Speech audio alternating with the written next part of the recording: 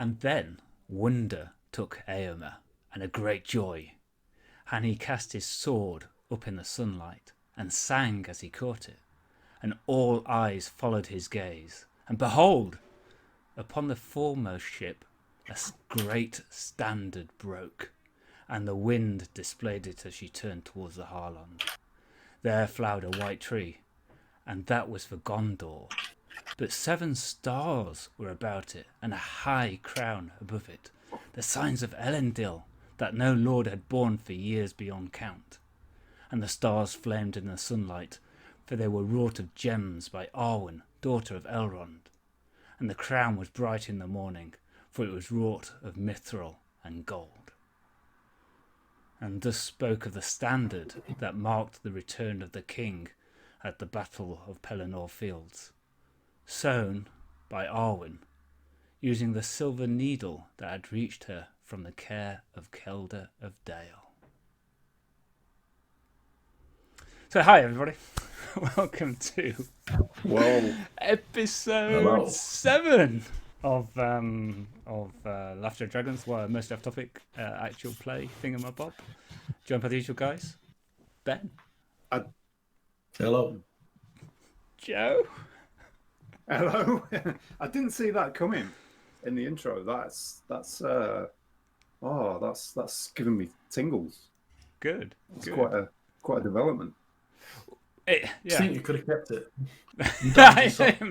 He could have kept it and sewn Aragorn a standard of his own, and Matt, of course. Hello. Who seems to have moved away from the mic, but anyway. Hi everybody who's watching this either live on stream or on YouTube. First off, spoilers for Laughter Dragons. If you are playing Laughter Dragons, thinking about playing Laughter Dragons, somebody said, "Hey, Laughter Dragons, that seems all right."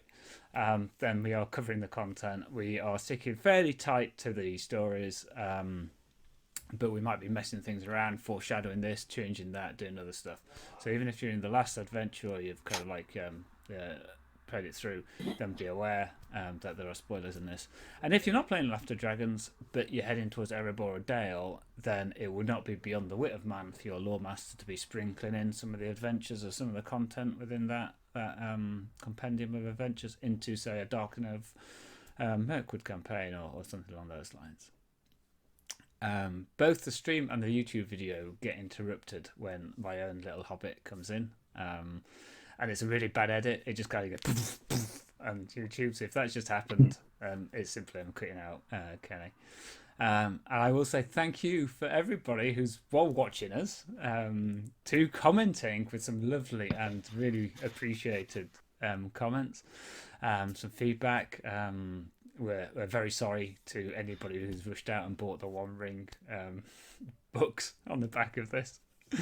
But we're enjoying ourselves. We play the game because we enjoy playing the game, and we record it because it's quite easy to do, if I'm entirely honest. And we want to produce content for everybody. So if there's anything that you any questions you got, comment in YouTube, email is at mostlyoftopic@gmail.com, or Twitter, which is at mostlyoftopic, and all of those channels get monitored, but Twitter is possibly the least monitored of them all. No, I do a bit. Oh, fantastic. Yeah, Joe's I do check in, yeah. Joe's on it. Cool, good stuff. So last session summary, right? Okay, so you three, Cirque, Torg, Loftar, kind of united as a band through the events of the late summer, where you uncovered evil hobbit, and some machinations within Dale, some orc work, some orcs involved there, forming a relationship with Kuldrun and his company of brothers. You infiltrated the bandit hold, smashed the bandit hold, smashed the hobbit, recovered the silver needle, and that was then itself recovered by the elves from the heritage that it belonged. And I think in large part your actions led to perhaps a change in understanding or a change in position on the relationship between dwarves and the race of man through the relationship that you forged with Kelda, and helped her, I guess, come to see that she can produce tapestries and her seamstress work without the crutch of the magic needle, and the needle went to be used by Owen to produce the standard that was unfurled on the fields of Pelennor fields. And you wintered in Dale, and you all took the fellowship undertaking of opening up Dale as a sanctuary. And I then realised after the game that if it was an end of year fellowship, then you should have had or can have an additional undertaking. So, Cirque, well, do your what undertaking do you intend to take as the additional one? If there's a, what are they called? Is it a lore master? Yeah. I'd go see the lore master about the scabbard. If there's not a lore master, then it would be search for answers again about the scabbard. Yeah. Okay. And Loftar, what undertaking are you intending to take? So I've picked name and air. I guess a while back I would have sent ravens to fetch my nephew, and I've had a chat with him and formally announced him as an heir, which may or may not shorten my life if you're superstitious or that kind of thing. Yeah.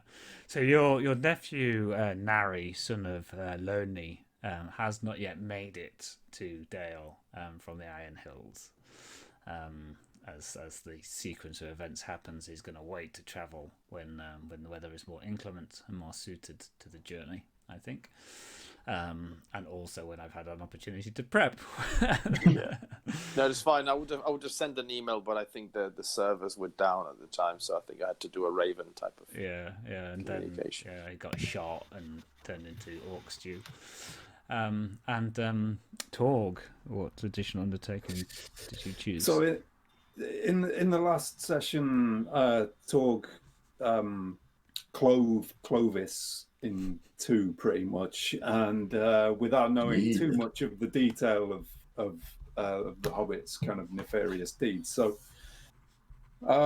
he essentially, that was a misdeed. He's been living with the repercussions of that, and the kind of his relationship with Kelda, who is a kind of someone he looks up to greatly, as as wise and kind of innocent and almost a pure, a source of purity, where before he hasn't really valued the world of men. So he's trying to come to terms with this, and he also wants to get rid of his 3 shadow points. So he's going to heal corruption through his love of craft. So he'll be revisiting the streets of the Smith Quarter, which I forget what that's called. But he'll be visiting his friend Gimir. Yep. Armour Lane. Yep. Shield Avenue. Yep. But yeah, that's where he'll be going, and he will also be kind of wandering out to the river and the streams and sort of fashioning fishing rods and fishing hooks. He has a fondness for fishing, so he's crafting essentially to find some solace and some insight into the last couple of months. Yeah. Okay. So I need to make a roll or two. Yes, We're in you do, don't you? We're in a sanctuary. You are, yes. Torg has a craft of 3. Okay. So I'll make my first roll, and I think on a success you remove 2 points. Okay. On a great it's 4, and so on. Okay. So first roll. It's good. There's a Tangwar, so I may not even need the second roll. So I've got 14, 19, 25. Great success. So that is shadow points gone. That's it. Okay. Okay, so you're okay, cool, good. Thank you. So you're wintering in Dale, and the meat in your stews is becoming a little bit more scarce and more salted as the months roll on. Grains, in fact, start to replace the meat. More barley than rabbit, perhaps. The innkeeper of the Golden Sheaf where you're spending the winter is getting irate about mud and wet being tracked into his common room as the weather turns. I don't have an unending store of rushes to put down, you know. Gossip about the rats getting into the grain store. The joy of the first snow turns into annoyance and complaint about kids playing and elderly falling. Complaints are raised by the labourers of Brokenstone. They're finding it hard to get work now that common rumours put them in league with orcs. King Bard's councillors agree to a form of small portions of common folks' bread to be provided free to the residents there. A furore breaks out, but over time it all settles down into a routine. A routine that includes visiting the forges of the workmen, partly to keep warm, partly to pass time. Gamia has been unusually quiet. You put it down to suggestions that other craftsmen have been working on ever more intricate toys and contraptions, and his more simple workings may be getting left behind. The Easterlings have settled on the Golden Sheaf as their place of refuge, and you slowly build up relationships there, trading tobacco and tales. Cauldron welcomes you to train with him in his company. Winter miles, summer smiles, he says, covered in sweat despite the snow on the ground. Cauldron particularly welcomes the experience and expertise of Loftar, but there's a little bit of wariness there too. I can see your anger, Loftar, but it's not directed. You just swing your mattock at any old orc that wanders past, smashing in random orcs here, random orcs there. I mean, let's not say that's a bad thing, because any orc that's dead's a good orc, innit? But you need a purpose, you need a direction, lad. Loftar. There's been many a dwarf that have lived all their life like that. Loftar chooses his direction, and his allegiance is sworn. Towards the back end of the winter, the Golden Sheaf hosts a very rare event. Some dwarven travellers have braved the winter hazards and made it to Dale. Cirque recognises Domi amongst a group of 6, a famed scholar from his homeland. Slowly, relationships are built over the course of months. Discussions of architecture and treasures of Dale and the Lonely Mountain, the topic of most of their conversations. Domi expands Cirque's knowledge of some of the secrets known to Durin's folk. Kelda welcomes the visits from Torg. Going about your rounds, dearie? I do wish more of the guard checked upon us in the old quarter. I'll put the kettle on. She wonders how her log pile doesn't seem to be going down as quickly as expected. Normally, for Kelda, the last days of winter are very cold. And then we have a hobbit. For Torg, that simple act of kindness is worth the money it costs. And thus, you all become known about the town and settled into the life within the walls of the city. No one is surprised anymore when Cirque visits the quay and questions the boatsmen about why exactly their oars are shaped that way. Or is surprised to see Loftar, fully armed and armoured, talking about the shortage of good quality ore in the weaponsmith shop. And the Golden Sheaf has somehow become the court of Torg, son of Tordek, for at least this winter season. So we're going to be starting in the next year, but before we do, Cirque, Domi, the dwarven lawsmith from the Blue Mountains, who you kind of knew before you left, is able to help you explain a little bit more about the black scabbard that you have. Or will be able to. Yeah, I'll have sort of after chatting to him, I'll probably kind of like invited him for tea 1-to-1 in my room one night and kind of been like, I found this. It does something, but I don't know why or how. So it's wrought of black steel. It's light and strong, set with many fiery stones. It's a dagger sheath. He can tell you that it's of human make, very, very old. From the markings, it looks as if it somehow would have belonged to a captain of war and would have aided that captain in commanding troops on battle.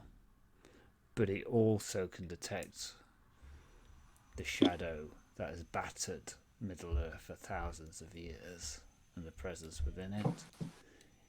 You can't say exactly what that shadow is, but he can feel the lingering presence and the way in which it's seeking to thwart the original enchantments in some way.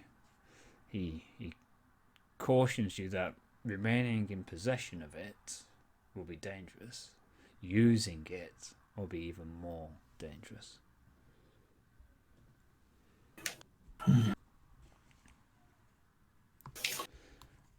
As you There's so much we can learn from it. As you study it further, for that undertaking, do you need to make any kind of roll, or do you just? What do you I don't know. I don't. It's not in. I haven't got the Rivendell book where it explains what you do. It's just listed as the. Yeah, it's one of the C so and so ones.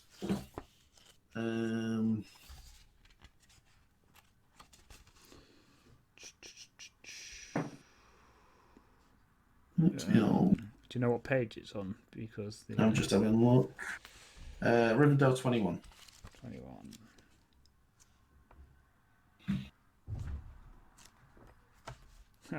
My Rivendell book opens to the songs page. Go see the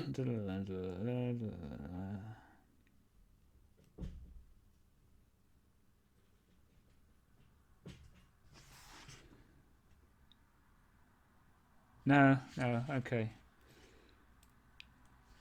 Right, okay. So essentially, Domi will tell you and will help you understand from the runes as he kind of uses a book that he won't really let you have access to, but you can see it's almost like a Rosetta Stone. He's got various jottings down to try to translate runes and meaning and such like. It was definitely a weaponsmith, originally crafted so that it bestowed a blessing of awe upon it to make the orders of a captain of war resound with superior authority.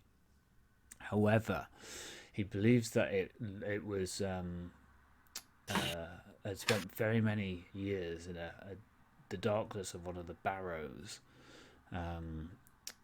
in Tin Gorthad, and when it was taken from there and it had been corrupted by the shadow. So essentially what it will do is it will curse the wielder. So whilst it kind of makes people believe what the wielder is saying and makes and commands loyalty of any forces that the owner has, and you remember the fierce loyalty that the men had to Clovis, and the way in which he was using honeyed words to try to talk himself out of the thing. It did, however, send him on a downward path into shadow. It made him murderous. Interesting. Okay. Domi will say, even the possession of such a thing will peck away at your mind.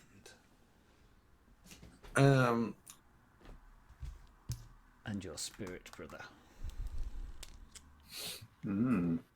Zerk would probably keep hold of it for as long as it took him to be sure that he had an understanding and could potentially replicate the original intention of the runes.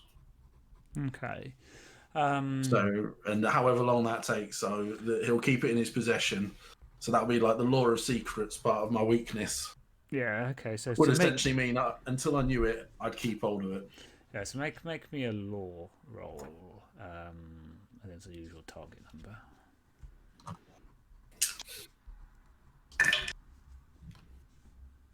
Ooh, Gandalf. Turns up and takes it away from you. No! Oh, don't tempt me. Yeah, Gandalf regular. Yeah, okay, cool. So you haven't unlocked any great awareness yet, but it's something that you return to kind of every so often, kind of like turn over. So what we'll do is maybe every so often we'll do a roll, and you've got to get a certain number of success, so we'll run it as like a prolonged success, and at some point there'll be a threshold there where you'll start to possibly accrue some shadow points through having this corrupted item with you. Okay. Towards the spring, you are able to kind of get out of Dale, and whilst there has been snow, it's not bitterly cold. The wind that comes off the shoulder of the mountain can be quite chilly, but it's not Arctic. It's not Serbia or anything like that. And you start to be able to head out into the foothills of the Lonely Mountain, wandering, hunting. Either alone, sometimes in pairs, sometimes as a trio, when you're able to kind of get Cirque to come out and feel some fresh air with you. Clearly the air in the city is not quite as fresh as the air outside. It's also further away from my studies. Yes, and it has been a beautiful spring day, and you can feel the earth beneath you starting to warm, and the plants and creatures responding to that touch. The air, though, remains cold when your journey takes you into shade, but the last of the frost is long behind you. The Merchant's Way, that same road that first brought us into the Laughter of Dragons, is where we find you again in the year of 2958 of the Third Age of Middle-earth. 4 years ago, Mount Doom burst once more into flame, and the last residents of Ithilien fled across the river. But here, far in the north, well, there's an azure sky, shot through with the odd blanket of cloud. The buds are starting to flower. Dale is starting to bustle, and the grains in your stews are starting to be replaced by the first crop of kale, chard, and spinach. As you travel north, heading back to Dale, you've been caught a little bit by the shortness of daylight. On the road, you pass some surveyors from Dale checking on the state, marking on the slates where frosts have cracked cobbles or rains of the winter have caused a landslip. Stonemasons are definitely going to be busy in the coming days and weeks. But the road has mostly been empty, and it's the rushing of the river, high and proud with the winter snow melt, that has been your companion on your journey. Along the river now comes a strange sight, a large skiff. 4 pairs of oars powered by 8 rowers. It scuds through the water quickly, following the current. A pair of large eyes are painted on the lower sides of its prow.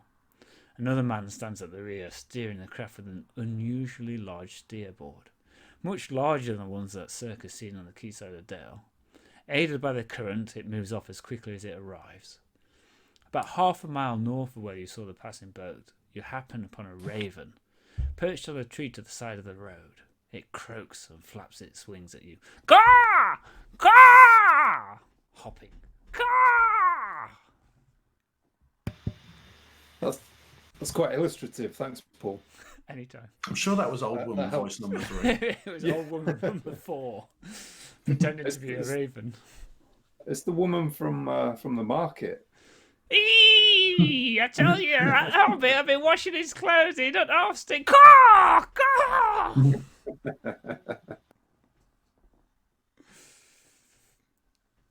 It hops onto the ground and then flutters a little way further forward. Caw! Turning around, looking at you. This is a raven. A raven. Does anyone speak Raven? Do we recognize it? Loftar has some knowledge of ravens. I've never used them myself. I just examined the bird. I mean, is it one of those usual text messages sending birds? It looks like a raven. I mean, it's not got like, it's not wearing a sponsored by Dane Ironfoot kind of like thing. It doesn't have any kind of like rings, but then you know that they don't really have rings around them or anything. It triggers my interest. I just approach it in a normal manner that I would approach a raven. I know it's probably not sent to me, but it could have been so in a natural way. Show me the normal manner. Come on, Matt. I want to see the normal manner of Demonstrate the how you doing. approach a raven. Loftar approaches a Paul's raven. been kind enough to.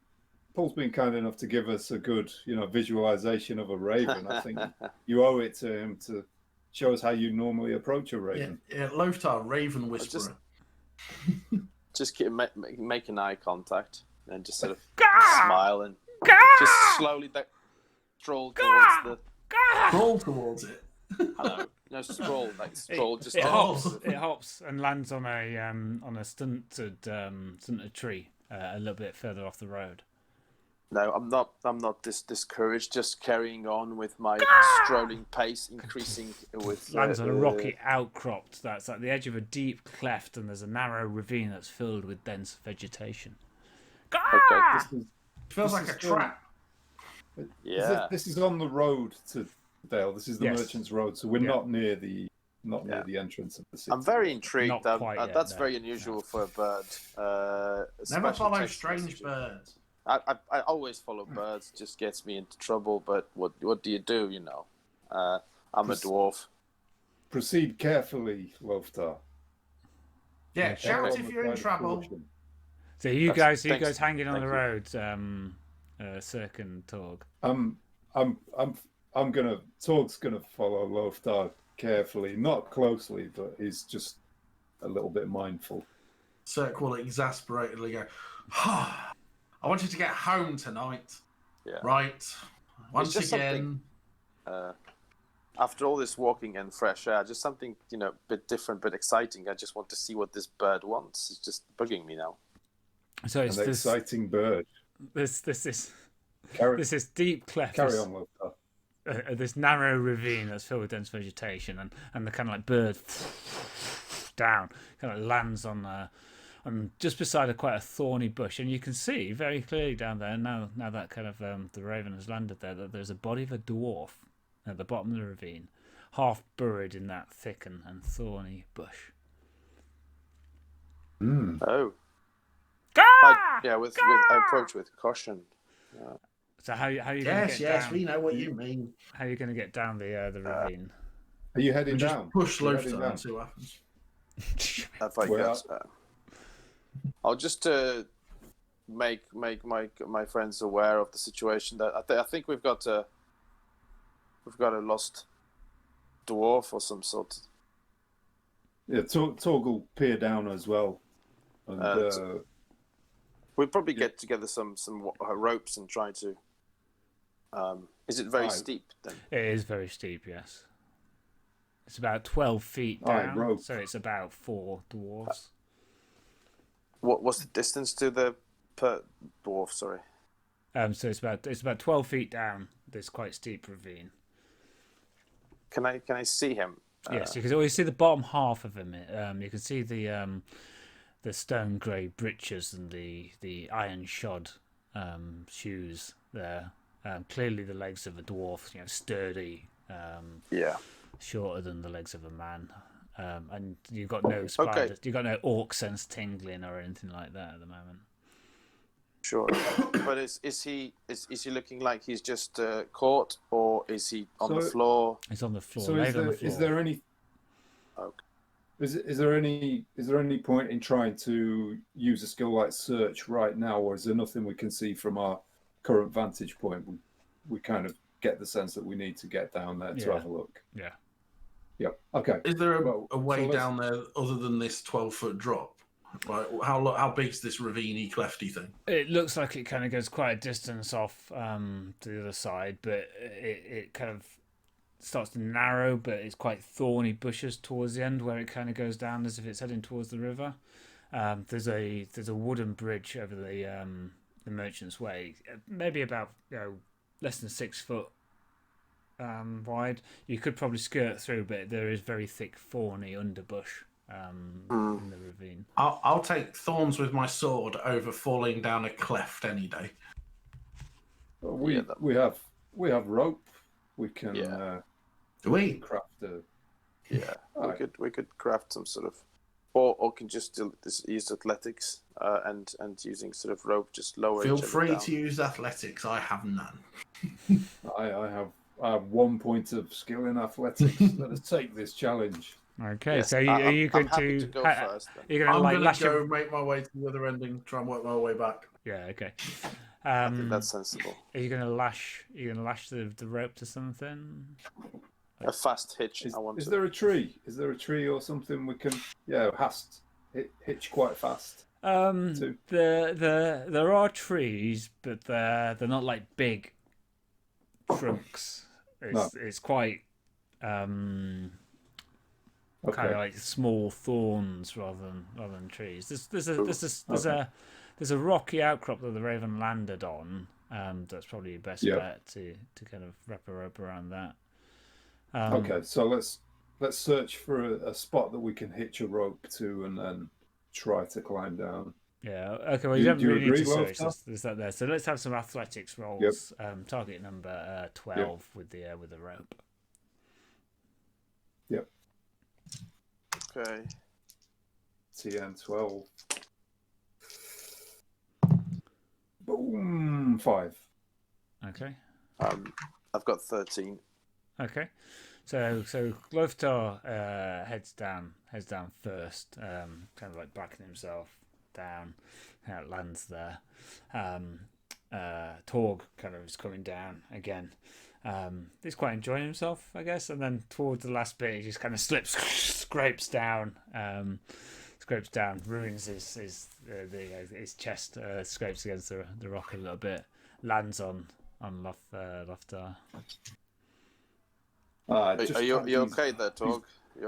These breaches were just cleaned by old Kelda. Oh dear! Don't ask me why she was cleaning my breeches. Torg means you were pantsless in her house. Torg, are you well versed in the art of healing? Can you have a look at the fellow dwarf? Well, let's have a look at the. I think we're going to get interrupted again. I can hear. Because I've got 0 basically. Yeah, we're about to get interrupted again. Sorry, guys. Yes. So you're down there. So this is your sword is quite sharp, but it's not really the instrument that you would choose to use to hack at these thorny bushes. I don't think. I'll have a good explore around and see if there's a better way in. Yeah, you're making steady progress. So let's make an explore roll. Then. You hear some moaning coming from the dwarf. Is this the body? Yeah. The raven kind of flips back up. 12, 17. 23 extraordinary success. Yeah, so That's you find out that through your explore that essentially there isn't that much of a better way down. It's fine. I'll just walk back around and look at the top of the rope again then. Yeah. I mean, if you'd have got a 25 triple extraordinary success, you would have found the lift and the elevator. Yes. Yeah. You hear the moaning coming from the body.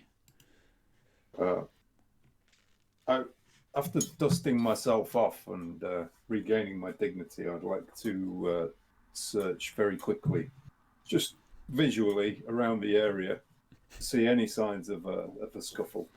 I like this part of the Pat him adventure down, see if phase. he's worth finishing off. Everybody just wants to kind of get their rolls in. So have a search. Make a search roll, gentlemen. Everyone? Me? What? Whomever wants to search. I just want to approach and see if he's fine. So yeah, I'll do that later. I'll search along the top edge to see if there was a scuffle where he was shoved in. Then. Right, you've already explored. Oh wow, the dice are really not on my side. That's so. I have a search of 3. I've just rolled 7. Yeah, so unfortunately you don't see much around. So I just want to approach. Sorry, yeah.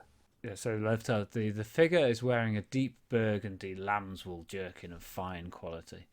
He's got these stone grey breeches and sturdy iron-shod boots. He's got a very kind of thick grey beard, clearly an older dwarf. And you can see that he's got superficial wounds on his forehead, and is slowly starting to come around.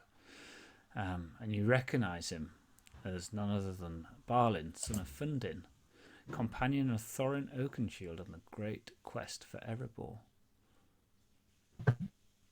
Very interesting. Are you okay? Let me help you up. What's happened? Well, that's interesting. Yeah, I asked for his autograph. Will you sign my mattock? We were heading Not that late. I'll get that later. We were heading for Lake Town. Me, my squire, and a bodyguard. They ambushed us on the road. 12 ruffians. Men, all of them. Stor, the bodyguard, was the first to fall, pierced by a spear. My squire charged to engage them, urging me to escape. I fled, but they shot arrows at me.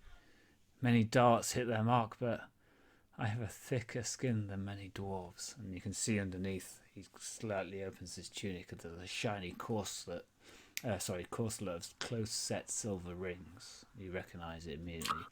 It's been a mithril shirt. I knew we should have finished him off and stripped the body. Yeah. These fell, roads are getting. Sorry. When I fell over the cliff edge, they must have thought I was dead.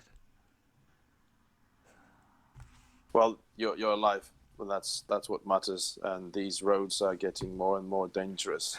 Help me up. Help me up. Yeah, just lift him up a little bit. Is there anything we can help with? Let's get back to where the attack took place. See if I can recover at least the bodies of my companions. Okay. I am Balin. So we son just of Thunder. get him out of the. Who do I need to thank Yes, for rescuing me? Well met, I am Torg, son of Tordek of the Grey Mountains, though I have returned here to Dale to blah, blah, blah, blah, you know. Goes off on one. Yeah. Hello. Balin Hello, listens Balin. very well. Balin listens very closely to what Torg, son of Okay. Tordek, has to say. He is attentive. I am inspired by the retaking of the Lonely Mountain, and I have vowed to return to my roots and bring my people and reunite the dwarves one day. But for now, I'm just hanging out with these guys. I knew your father. A good dwarf. You knew my father. Aye. In my work as a member of the King Under the Mountains Council. He was a good dwarf. Thank you, Lord Balin. I'm not at all surprised to see that you are inclined to help those who have faced injury. And you are a warrior from your attire and from your accent, the Iron Hills. He's talking to you, Loftar. I am Loftar, son of Balin. Coincidentally, my father Awkward. bore the same name. Papa. Because They look similar. this is a great name indeed for a dwarf, and there were many great Balins in our past. And his father then chose a wise name indeed. Yes, I do come from Iron Hills, and now venturing with my companions. It was an honor to meet you. Now, I've heard great things about you and your company, what you did, getting our land back. You both. I thought we were looking for other people. And another. That must be the third. Less member of talking, the party. more searching. Yes. Sir, come down. No, you come up. We've got to find others. And this is our great friend, Sir. Yes. He's a great of the dwarf. Blue Mountains, given his accent and dialect. All you just have to look at him, and his attire will tell you all about it. Although these are fine clothes he's wearing. I'm probably about as well armored as you are, to be fair. I haven't got your jerkin thing on, but I'm fully armed. No, sorry, I'm alluding to the Blue Mountains. It says that they are wearing some very slightly different clothing, and much more distinguished, because of your history going back to. No, I ain't got any of that. Okay, so I'm in armor at the top of the hill going, come on, we've got to find his bodyguard, he said. And come on, Balin, let's shift it because our mates are waiting. Loftar and Torg, you both fought at the Battle of Five Armies, as I recall. You're veterans. That's true indeed. It was a tough order.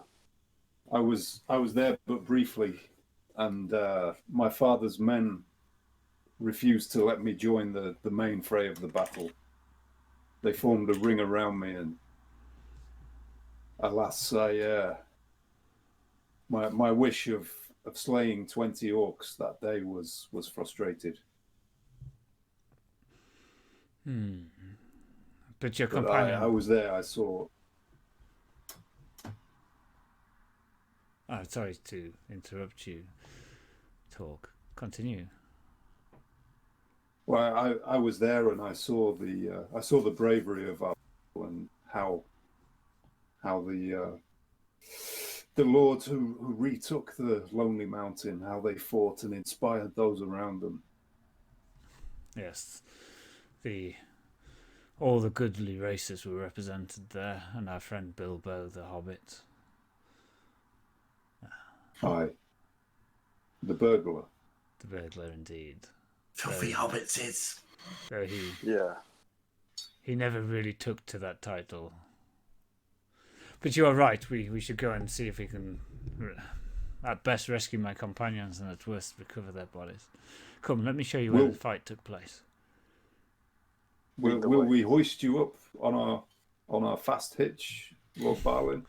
No, I feel that I'm able to climb. I am recovered, and he has recovered his composure. He was a little bit disoriented at the start, but he has recovered his composure, and he's very attentive, very measured, and when you're talking to him, his full concentration is on what you're saying, and he's not waiting for an opportunity to respond back. He's listening and parsing and understanding what it is that you're saying, taking in the full kind of context. Is a kind of quite a wry, quite a sharp kind of individual. Come, Mm-hmm. let us go. He takes you. He clambers kind of up, even for his age. He is able to get up there, and then trudges along to a shingly beach down by the river. Let us look to see if the bodies are anywhere. You can see that there's been some scuffle, and there are arrows, some broken arrows that haven't been retrieved, some marks in the ground where spears landed and such like. So either explore hunting rolls and see if you can find anything there. Cool. Can I use search for that, or? Yeah, if you wish. Because my hunting is, I would probably die. I'll use hunting. I have 2. 21 great success. 13.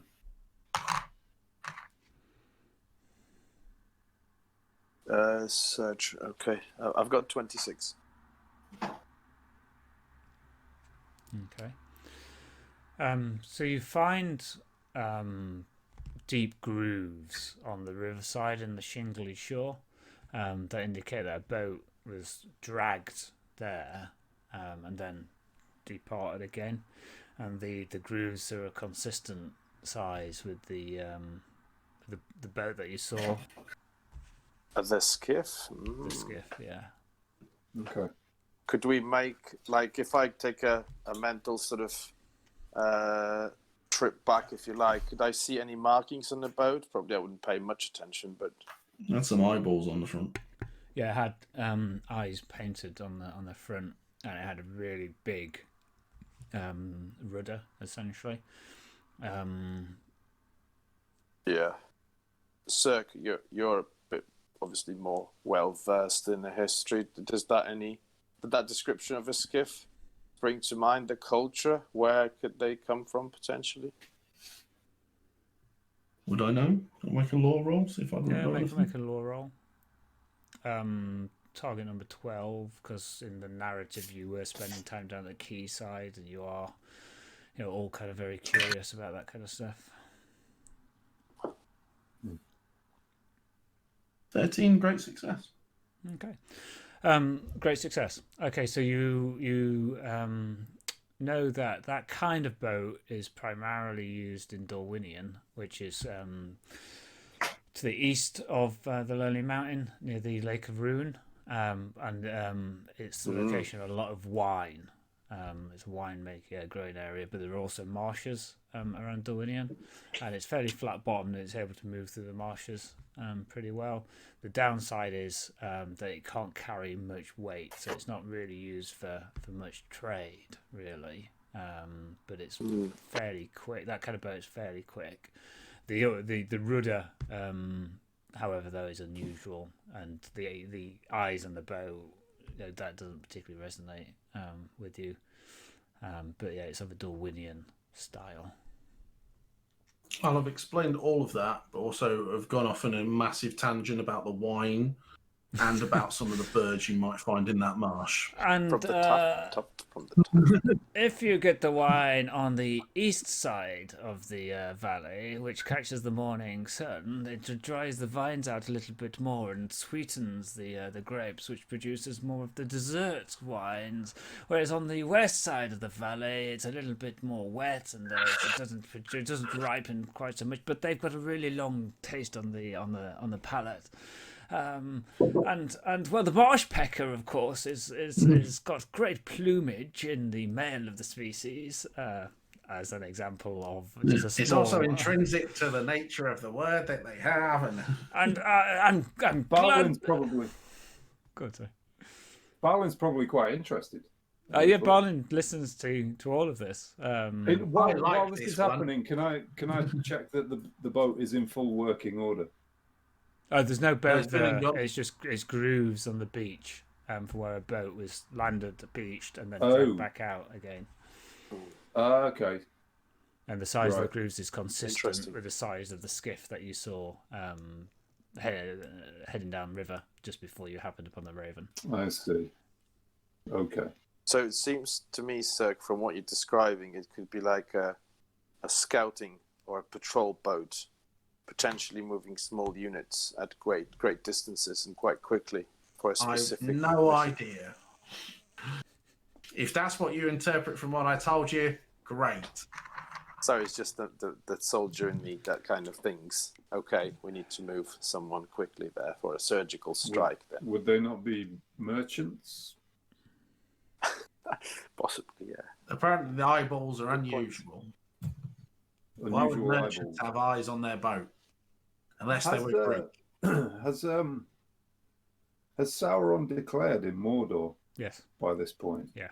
Though. Yeah. How much of that has reached its way to you guys? I would question a little. Was it that type of eyeball? No. It was just another eye. Yeah. So it's more like you would find on a Phoenician or Greek trireme style thing, the stylized eye. So that's a potential. The Egyptians. In competition with Sauron, that's interesting. I'm sure he would like to know a bit about it. Yeah, I think Sauron declares in 2951. Yeah. Yeah, that makes sense. Yeah, Sauron declares in 2951, and in 2954, Mount so Doom 7 years ago. Again. Yeah. Okay. Did we find any bodies? Sorry. Do we find the bodies or you don't any? Know. Is there an indication? Sorry, go on then. Is there an indication of whether they set off back up or downstream from the way that they were going downstream? Oh well, it's hard to tell, but yeah, it's hard to tell. So with the bodies, sorry, could I establish whether they may have been bodies by looking at blood splatter, weapons, stuff like that? And they were removed, or we just couldn't find them. He's employing Dexter. Yeah, make me a roll in Dexter. Your forensics. So you're an experienced warrior. So it's definitely a battlefield. No one's made any great attempt to try to tidy it up. There was marks where bodies fell, blood pooled, those bodies were lifted. More than that, you don't really have the capability or the insight to especially Sure. establish. But it would be consistent with They two just bodies. wanted to establish that. Two bodies getting. Yeah, I mean, getting perhaps taken they out. could be alive. So it seems, Balin, that the bodies are missing. So perhaps they're wounded and taken. I'm a bit concerned, and we would like to help you if we can. But Oh, the day is getting longer. I think I'm going to have abandoned my trip to Esgaroth. May I accompany you back to Dale? Of course, Lord Balin. If that's your wish, is there anyone in Dale who might help us track down your companions? Let us head there now swiftly before the night gathers. And would now be a good time to for us to set an objective for the company. Yeah, let's do that. Because I always forget about it. I always find it quite hard at the start of an adventuring phase, where frankly the narrative it's a little bit railroad because the narrative has been stolen from you guys, and we're just playing this adventures, and we're doing that because I don't have time. So it's quite hard to say. I think you have to do the setup and set the scene first before you can start to think about objective. You need to be presented with the problem before you can say, well, this is what we want to do about it. Mm-hmm. So do we want to get Lord Balin to Dale and find someone who can help us track down his companions? Maybe someone who's got a boat? sounds good. Yeah, so it gets down, track the attackers. Secret objective of get him on side to be a future link into the things what we need. Yeah, man, yeah, definitely. Okay, yeah. So definitely get him to Dale, but and help him to track down his companions, all with the greater aim of kind of earning his trust. Yeah. So do we want to establish who attacked him or get some leads? So is that kind of what you're getting at? Yeah. Find the people because there's no bodies, so if they've taken the people that they attacked, or basically find his attackers and see if his mates are with them. I mean, that's the immediate task we've got, isn't it? I think so. Yeah, with a view to having earned his trust by we're trying to get into this session. Yeah, a future patron, perhaps. Yeah. Okay. Okay. I like that. So, you kind of get yourself gathered, ready, start to head back to Dale. You think it's going to be night as you kind of get to Dale, but it'll be darkened rather than night. So middle of the evening, having had this interruption, and in answer to your question around is there anybody, I will make sure that the King Bard knows of the dangers in the roads around. Now, companions, tell me on the river. They were on the river. Tell me of yourselves. Tell me of what you have been doing in Dale. Tell me a little about yourselves and your goals to pass the journey.